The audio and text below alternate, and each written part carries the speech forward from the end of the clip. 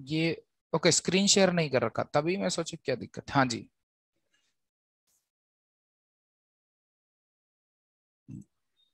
Okay. तो कल तक हमने पढ़ा वेक्टर का कंपोनेंट्स कैसे करते हैं, कंपोनेंट क्या होता है, रेक्टेंगुलर कंपोनेंट क्या होता है। अब बच्चों आलस के चक्कर में हम रेक्टेंगुलर कंपोनेंट को कंपोनेंट बोल देते हैं, पर बोलना क्या चाहिए, रेक्टेंगुलर कंपोनेंट, क्योंकि ये दोनों अलग अलग चीजें होती है।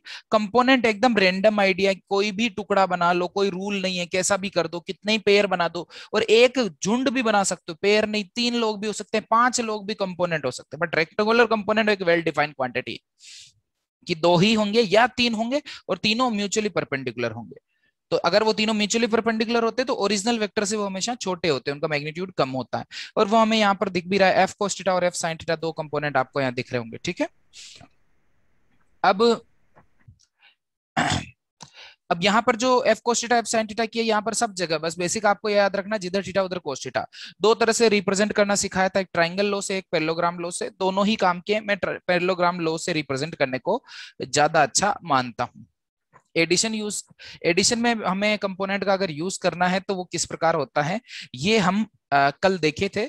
और एक एग्जाम्पल भी हमने आपके सामने दिया था कि हाँ भाई ऐसा कुछ है, बताओ कैसा होगा। तो उम्मीद है यहां तक आपको समझ में आया होगा। और हम अब जो है 13th वाली बुक खोल लेते हैं और वहां लिखते हैं, क्योंकि this book is for 11th। हम लोगों ने 11th की बुक में पढ़ा था। It will take a second और समथिंग, ठीक है साहब। और ये काफी भर भी गया, तो नया पेज में यहाँ पे खोल लेता हूँ, वेक्टर एडिशन बाय। ओके। तो सबसे पहले स्वागत, आप सब जो लोग जुड़ चुके हैं। अब मैं यहाँ पर आपको एडिशन समझा रहा हूँ कंपोनेंट से, तो मैं बस ऐसे ही कलर चेंज कर लेता हूँ। दिस कलर इज, उम्मीद है दिख नहीं रहा होगा। तो कंपोनेंट्स में हम लोग एक क्वेश्चन आपके सामने करते हैं, बट इससे पहले थोड़ा सा कलर चेंज कर लिया जाए, ऐसा कलर जो हमें दिखाई दे। तो एक एग्जांपल और मैं पूछ लेता हूं। मैं बोल रहा हूं मेरा फेवरेट तरीका है, इसका मतलब सबका फेवरेट तरीका है वेक्टर एडिशन बाय कंपोनेंट, बहुत काम की चीज है। तो वो आप यहां पर नोटिस कीजिए। फर्स्ट ऑफ ऑल मैं एक एग्जांपल आपको देता हूं फिर से। ये मेरे एक्सिस है, अगर एक्सिस नहीं दिए हो तो आपको बनाने, अगर ऑलरेडी दिए हैं तो अच्छी बात है। ऐसे रेंडमली कुछ भी वेक्टर बना देता हूं।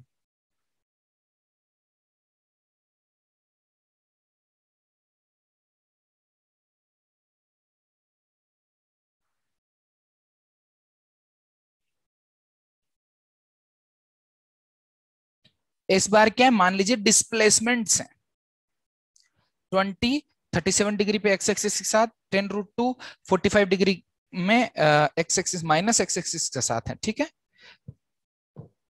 ओके। और बाकी के जो एलिमेंट्स है मैं एक बार सोच लेता हूँ।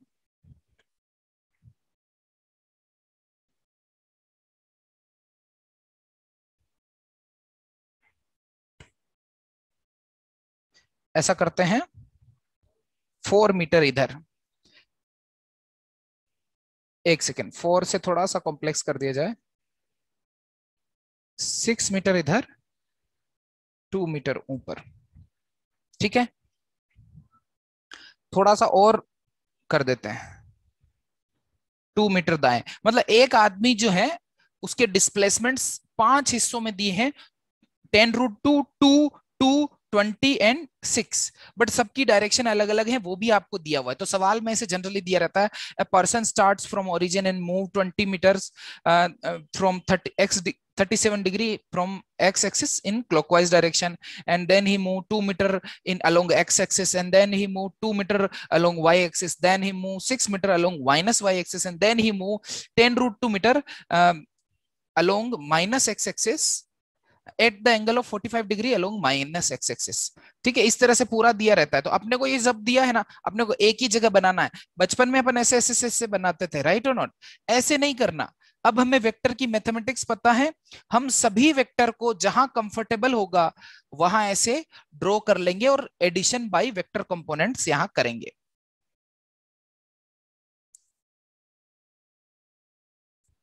करो ट्राई, देखें।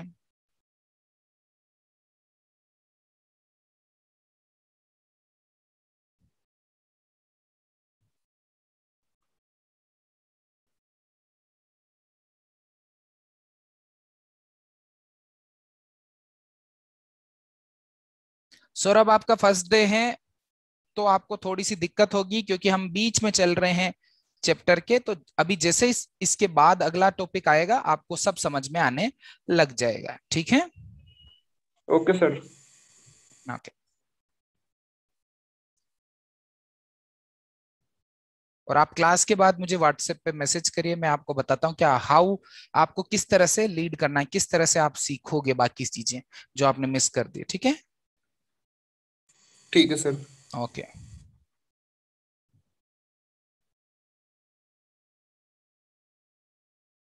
सोनी जी समझ में आ रहा है? अटेम्प्ट कर रहे हो? Yes sir.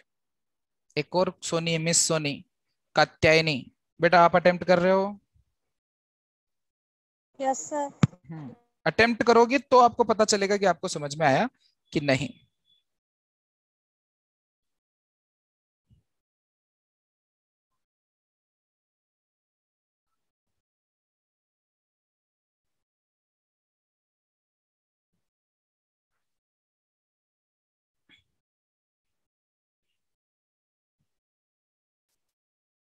Kajal, Zoya, Charu, Suryansh says it is an answer correct. मेरे हिसाब से सही आंसर है भाई। बट हमें ना जिस तरह से सूर्यांश, जिस तरह से आपको फोटो दिया हुआ है ना, उसी तरह से आपको जवाब भी फोटो में ही देना है। ये जवाब बिल्कुल सही है बट ये ऑप्शन में अवेलेबल नहीं है, ऐसा सोचो।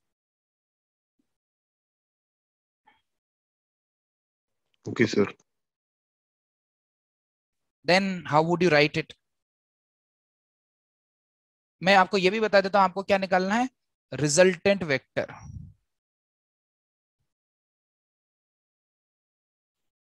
तो मतलब आपको मैग्नीट्यूड भी निकालना है आर और डायरेक्शन भी निकालनी है फाई, है ना? कहीं से भी कोई भी एंगल निकाल दोगे ना रिजल्टेंट का तो आपका आंसर आ जाएगा। इतना भारी सवाल नहीं है, मैंने क्वेश्चन फ्रेम करते समय ही उसमें थोड़ा सा क्या कहते हैं इजी कर दिया था उसको, डेटा को काफी कंफर्टेबल मैंने यहाँ कर दिया है। एक और आंसर अविरल, अविरल बिल्कुल सही जवाब। Now find out the angle.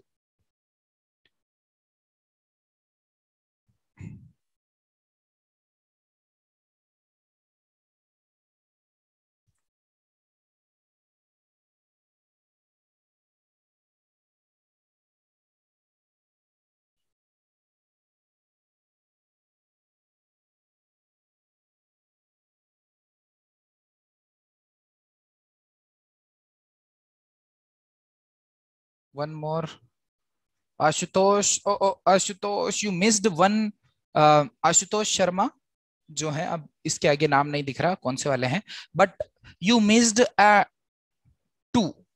तुमने कोई एक, आपका आंसर गलत है, तुमने कोई एक टू मिस कर दिया है। उम्मीद है आपने मिस किया है इन दोनों में से एक,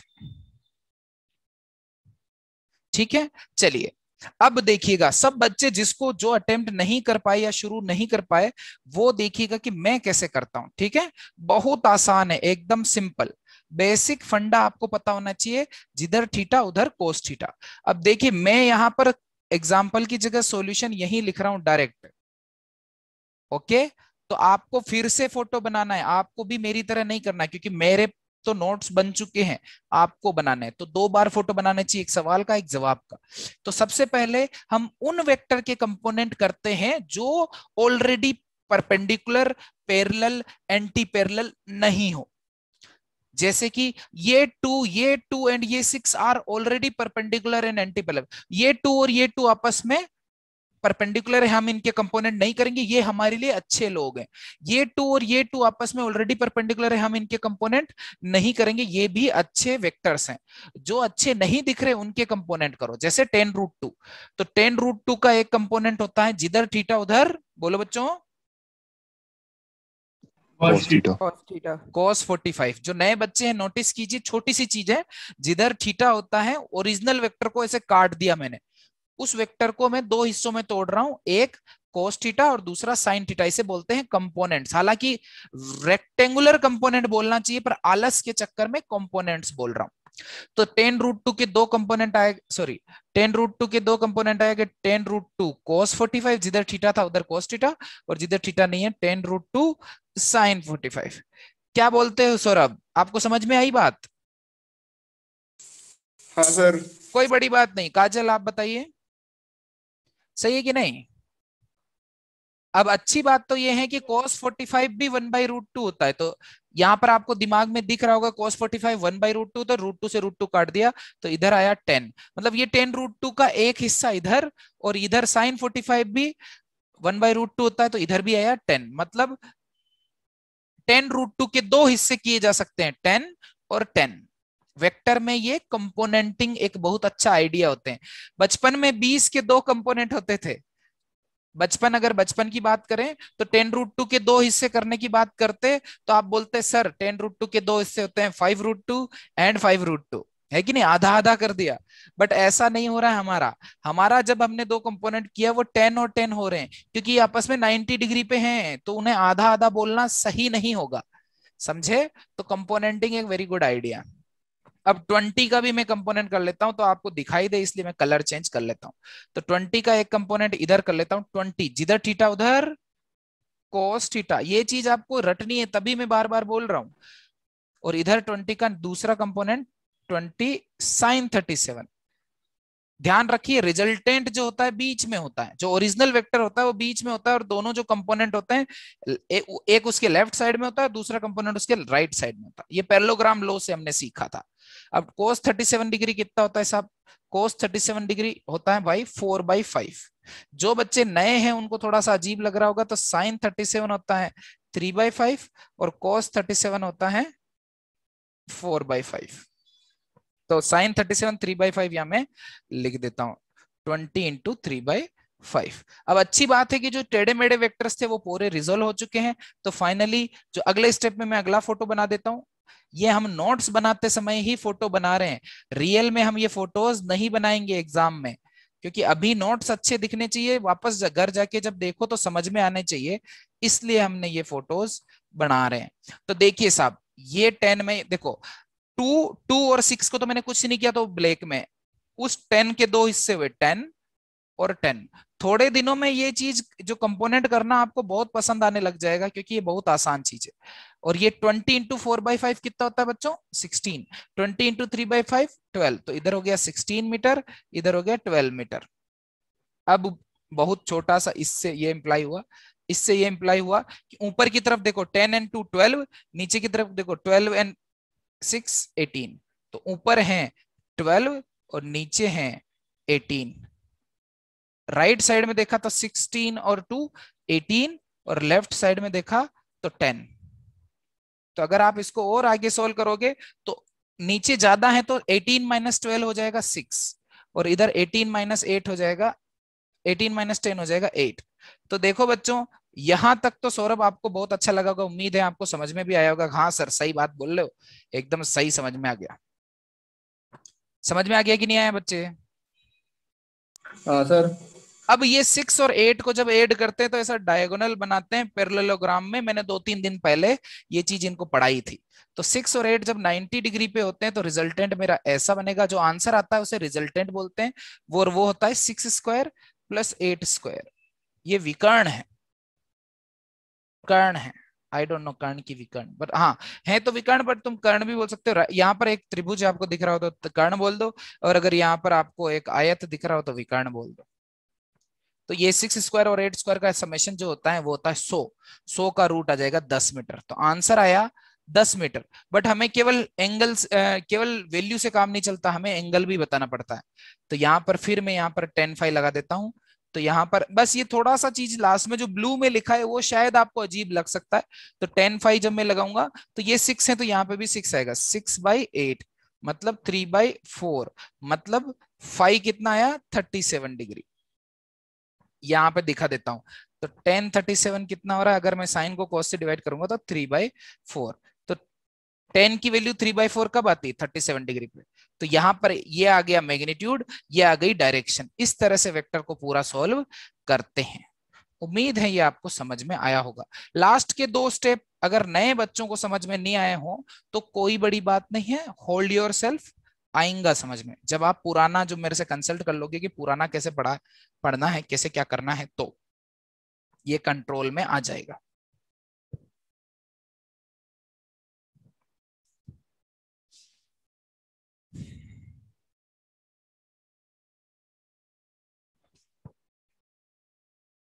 कोई दिक्कत? No sir. No sir. मेरे को भी ना।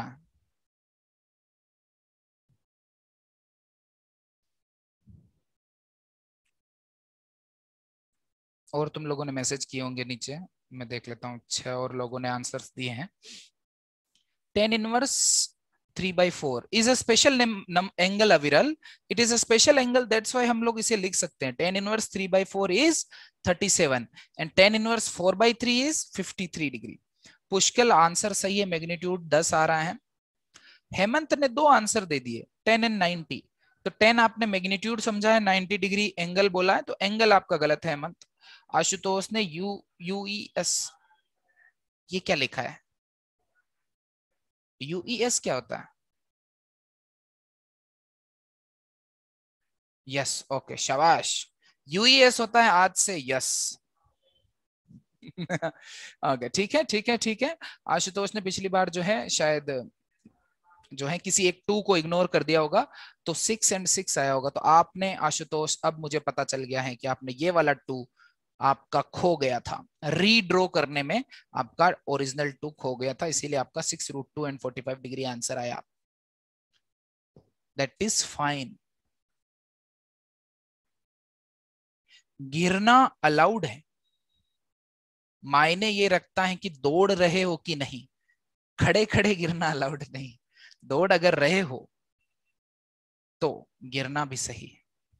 मतलब अगर सोलो कर रहे हो तो क्वेश्चन के आंसर गलत आएंगे, कोई बड़ी बात नहीं है।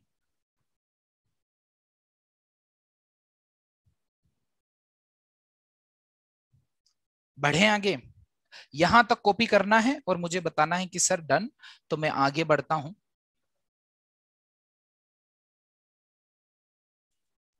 Done sir. ओके, एवरियल डन बोला सर। डन, जोया ने भी डन बोला। Done sir.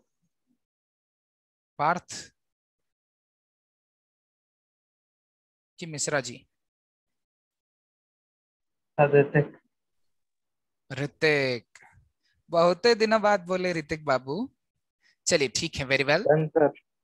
Okay, Soni ji का भी डन। ओके, बढ़े आगे। देखो ये that is, it is called addition by component. This is my favourite and ultimate method. इससे सब कुछ सोल्व होता है, हम यही करेंगे।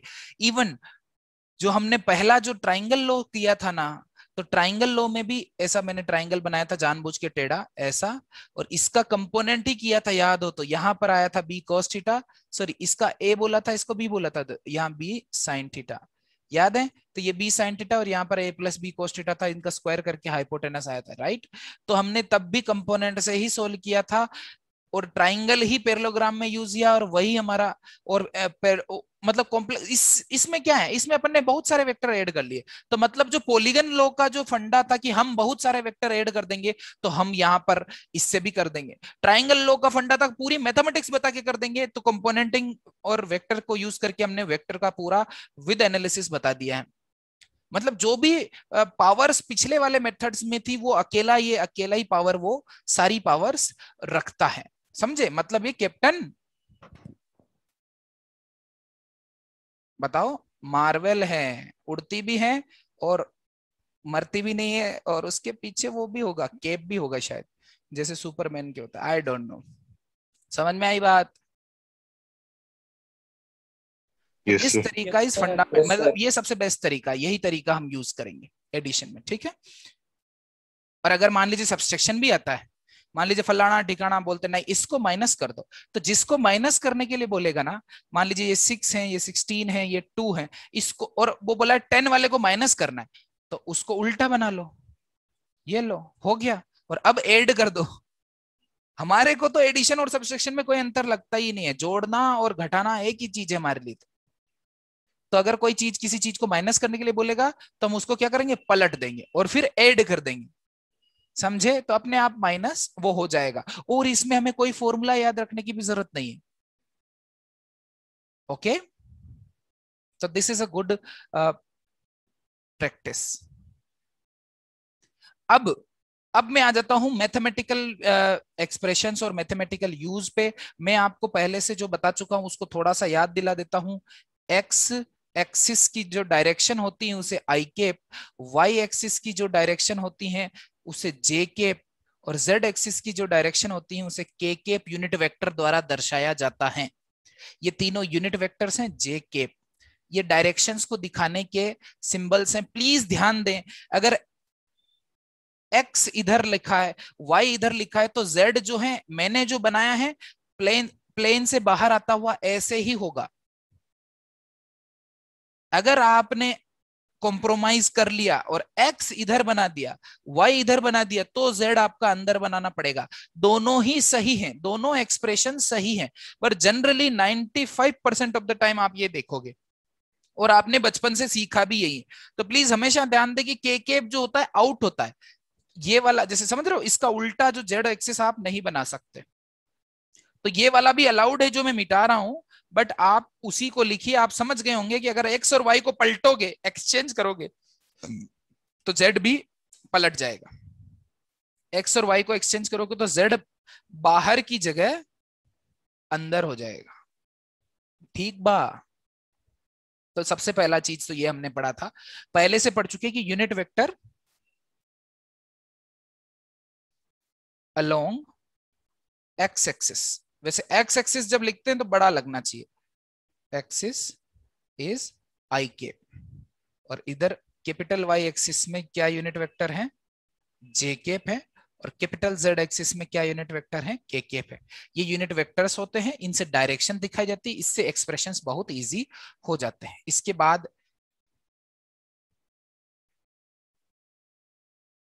जिसे बचपन में इकाई सदिश के नाम से सुना होगा आपने, इस तरह से मान लीजिए कोई भी वेक्टर है, लेट से फॉर एग्जांपल इसका नाम है आर वेक्टर, इधर एंगल मान लीजिए थीटा है, इधर मेरा एक्स एक्सिस है, इधर मेरा वाई एक्सिस है, वाई को कैपिटल वाई लिखना चाहिए, वाई एक्सिस है। तो इसी वेक्टर के कंपोनेंट दो हिस्से यहां पर हो जाएंगे। आर का इधर की तरफ क्या होगा बच्चों, वो तो बताओ, इसके बेस जितना बताओ क्या होगा, क्या होगा, आर कोस थीटा। एकदम सिंपल सा है। अगर मेरे साथ क्लास में ही ये चीज याद कर लोगे ना, तो घर जाके याद करने में दिक्कत नहीं होगी। और जो चीज याद करनी है ना, उसका कोई और उपाय नहीं है।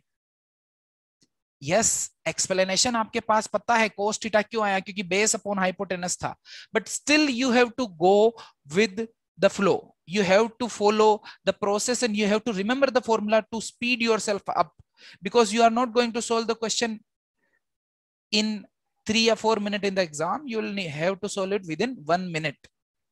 ओके, उसके लिए आपको कुछ बेसिक फंडामेंटल फॉर्मूला जो है डायरेक्ट पता होने चाहिए। तो यहां पर आर कोस थीटा और यहां आर साइन थीटा, और इसमें कुछ गलत नहीं है। अब जो ये मेरा ओरिजिनल वेक्टर था ना, आर वेक्टर, उसको मैं ऐसे लिख सकता हूं कि R cos theta X axis में है मतलब आई कैप, और R sine theta Y axis में है मतलब जे कैप। समझ में आया सबको? तो वेक्टर्स को इस तरह से रिप्रेजेंट किया जा सकता है एक्स और वाई एक्सिस में। ओके,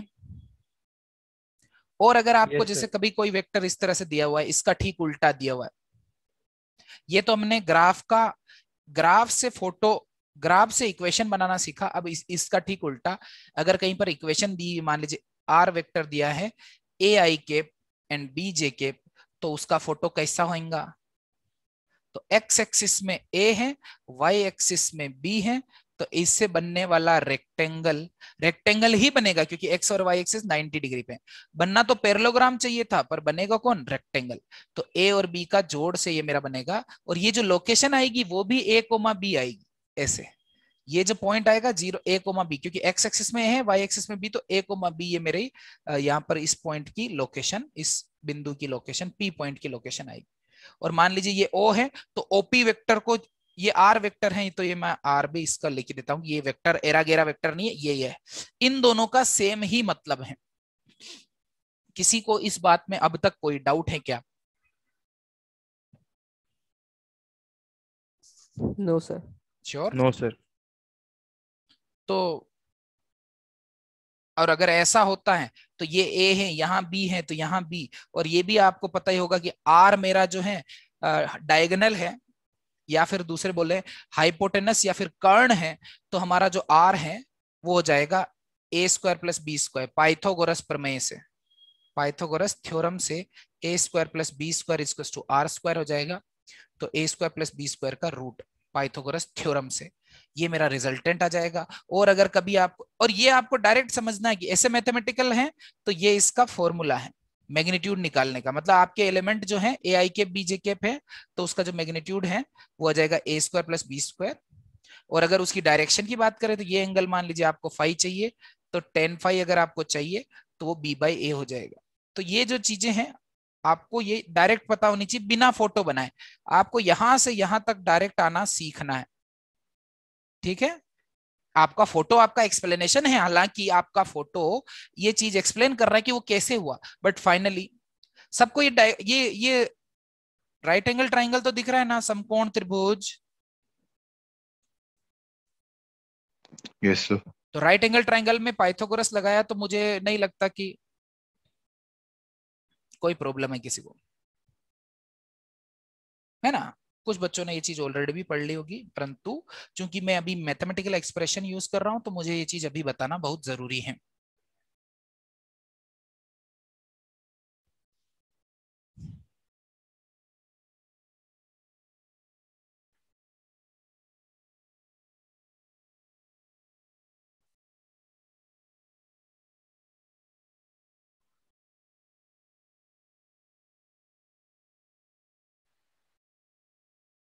कॉपी करना है आपको, आई एम वेटिंग।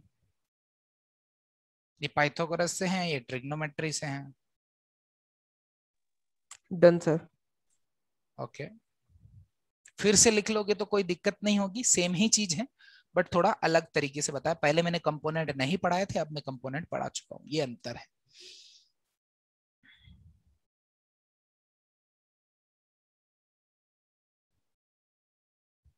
अब जो सबसे अच्छी चीज जो है इस मैथ्स की, कि मैथमेटिकल एक्सप्रेशन में जो हमने लिखना सीखा है उसका जो सबसे अच्छा पार्ट है वो अब शुरू हो रहा है, कि addition with help of vector equations. मतलब इक्वेशंस को कैसे ऐड करेंगे या फिर एक्सप्रेशंस को कैसे ऐड करेंगे या सब्सट्रैक्ट करेंगे, वो हम सीखने वाले हैं। कर दूं स्क्रॉल, नीचे आ जाए।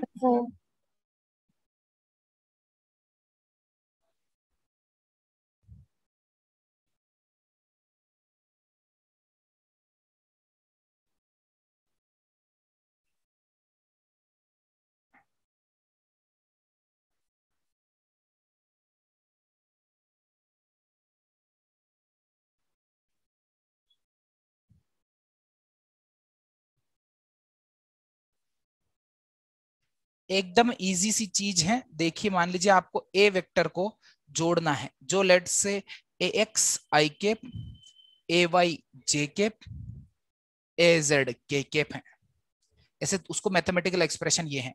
इसी तरह मान लीजिए आपको बी वेक्टर को जोड़ना है, बी वेक्टर में जोड़ना है जो कि आपका है, उसका एक्स एक्सिस में कुछ हिस्सा होगा, उसका वाई एक्सिस में कुछ हिस्सा होगा, उसका जेड एक्सिस में कुछ हिस्सा होगा। आपको क्या करना है, ए प्लस बी करना है। ए प्लस बी, अगर आपको ए और बी को, ए में आपको बी वेक्टर जोड़ना है तो सिंपल है, ये एक्स वाले हिस्से आराम से डायरेक्ट जोड़ दिए, ए एक्स और बी एक्स, एक्स वाले हिस्से जोड़ दीजिए। इसी तरह वाई वालों को भी जोड़ दीजिए और इसी तरह जेड वालों को भी जोड़ दीजिए, खत्म। ये आपका एडिशन हो गया। बट ये तब होगा जब आप मैथमेटिकल एक्सप्रेशंस के साथ कंफर्टेबल होंगे।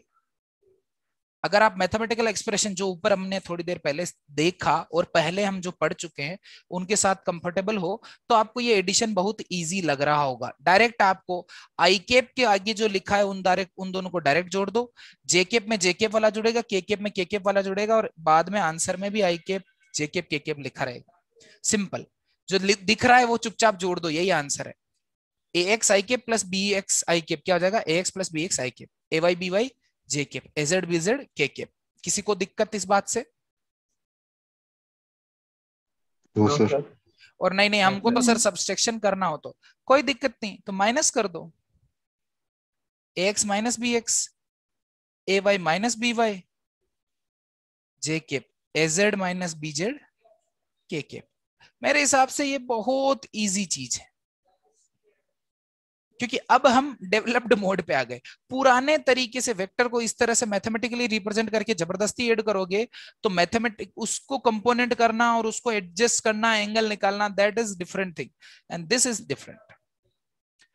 इसमें क्या है, नई मैथमेटिक्स है ये, नई मैथमेटिक्स को नए तरीके से करोगे तो काफी आसान आपको लगेगी। आपको यहां तक कॉपी करना है। एक एग्जांपल साइड में मैं कर देता हूं तब तक, क्योंकि हो सकता है कुछ बच्चों को ये एक्सप्रेशन सुंदर ना लग रहे हो, तो मैं आपको सुंदर एक्सप्रेशन यहां पर दे देता हूं। लेट से आपको ए वेक्टर जोड़ना है जिसमें लिखा है 10i cap minus 2j cap. B vector उसमें है जिसका वैल्यू है -3i cap plus 9j cap. आपको इन दोनों को ऐड करना है, बताओ क्या आंसर आएगा।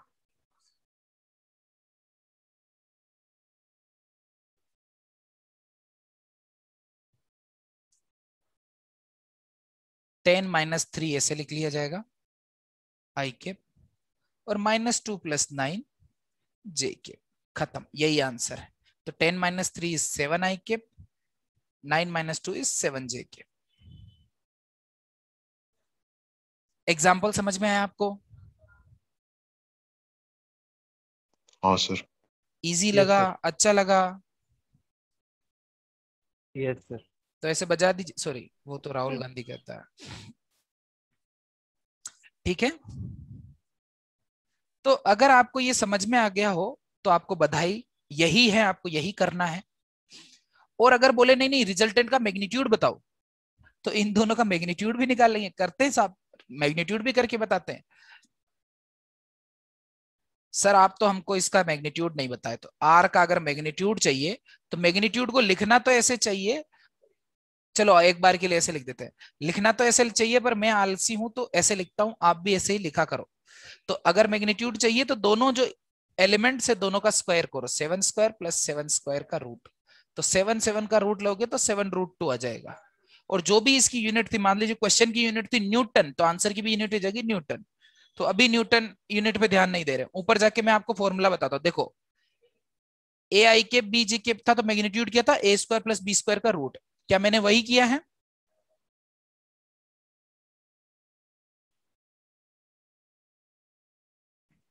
और मान लीजिए एंगल चाहिए तो y/x, y कितना है 7, x कितना है 7, y/x 1 है, मतलब फाई कितना आ जाएगा 45 डिग्री, और प्लस 45 डिग्री है मतलब क्लॉकवाइज, एंटी क्लॉकवाइज डायरेक्शन में आएगा। सही है कि नहीं? Yes sir. आपको ये एक्सप्रेशन समझ में आ गया? Yes sir. बात हो गई खत्म। अगर समझ में आ गया तो this is clear, that's it. यही है vector addition by mathematical expression. अगर हो तो सबसे अच्छी चीज है, सबसे आसान चीज। अगर मैथमेटिकल एक्सप्रेशन कहीं दिया हो तो अपने को खुश होना चाहिए। एडिशन बहुत आसान होता है, सब्सट्रैक्शन भी आसान होता है। चलो बताओ सब्सट्रैक्शन क्या होगा? a - b करूंगा तो कितना आएगा? 13. 13i कैप -11 जे कैप। -11j cap. इसमें क्या है सर, क्या समझा रहे हैं सर? हाँ मैं एकदम -11 आईआईटी की सोच रहे हैं ना आप, हमको इतना छोटा छोटा समझा रहे हैं। छोटा छोटा ये क्या करें, बट बच्चे क्या आई जे देख के डर जाते हैं। डरने का नहीं, खड़ा रहने का, शायद सब कुछ कंट्रोल में आ जाए। कोई दिक्कत? छाप रहे हो सब लोग?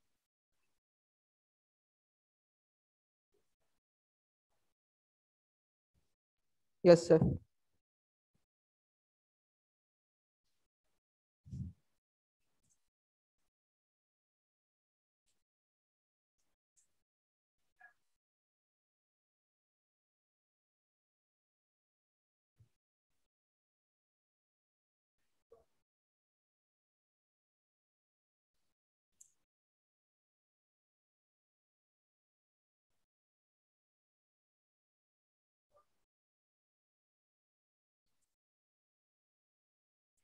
Done sir. शाबाश, 2-3 लोग और डन डन बोल दे तो आगे बढ़ते हैं। Done sir. ओके, मैसेज आया है डन। ठीक है sir, okay, very well very well. ये लीजिए आगे बढ़ जाते हैं। इस तरह से मैथमेटिकल एक्सप्रेशन कहीं दिया हो तो खुशी खुशी माइनस कर लो, बहुत आसानी से हो जाता है, कोई बड़ी बात नहीं। अब जो नेक्स्ट चीज है मैं आपको बता दूं, रिमाइंड करा दूं, कुछ को तो रिमाइंड होगा और कुछ को पहली बार दिखेगा कि ऐसे एक्सप्रेशन में तीसरा एलिमेंट भी हो सकता है जे कैप। तो उस एलिमेंट से रिलेटेड मैं मैथमेटिक्स आपको बता रहा हूं, ध्यान से सुनना। लेट्स से एक वेक्टर है, मान लीजिए तो उसका नाम है एफ वेक्टर, उसका एक्सप्रेशन है 1 आई कैप 2 जे कैप माइनस, चलो यहां माइनस करता हूं क्योंकि यहां माइनस आपको पसंद नहीं आएगा, 2 के कैप। इस तरह से आपका है, ध्यान रखना यहाँ डॉट नहीं होता, यहाँ होता है, क्योंकि आई में डॉट है, जे में है, के में नहीं। ये आपका एक्सप्रेशन है। और अगर मैं इसका आपसे मैग्नीट्यूड पूछूं, क्या पूछूं? मैग्नीट्यूड। तो मैग्नीट्यूड इसका हो जाएगा पहला जो भी आपको सिंपल जैसा उसका किया था, आई कैप के कोएफिशिएंट का स्क्वायर, जे कैप के कोएफिशिएंट का स्क्वायर, के कैप के कोएफिशिएंट का स्क्वायर। ओके, मतलब ऐसा है।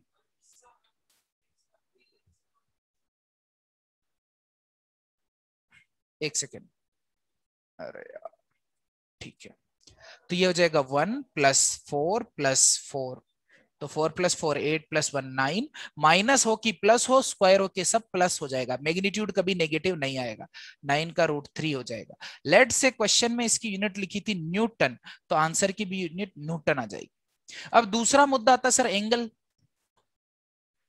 तो अब दिक्कत है बच्चों, एंगल जो है अभी तक जो मैंने आपको पढ़ाया उससे कवर नहीं होगा, क्योंकि जो मैंने आपको पढ़ाया उसमें 2 ही एलिमेंट थे। यहां देखिए, ये था परपेंडिकुलर और ई था बेस, तो tan phi मैंने लिख दिया परपेंडिकुलर अपॉन बेस, ठीक है। यहां तो ये चीज अलाउड है, पर अब अगर चूंकि हम लोग 3 एलिमेंट्स की चीज देख रहे हैं तो उसमें किसको परपेंडिकुलर बोलेंगे, किसको बेस बोलेंगे, दैट इज द प्रॉब्लम। सो इससे उबरने के लिए नेक्स्ट चीज आती है डायरेक्शन कोसाइन, वो मैं आपको मैथमेटिकली ही ये बता देता हूं। देखिए, हमें एक और चीज याद है सर, आपने एक दिन बोला था कि यूनिट वेक्टर डायरेक्शन दिखाता है। क्या बोला था? Unit vector direction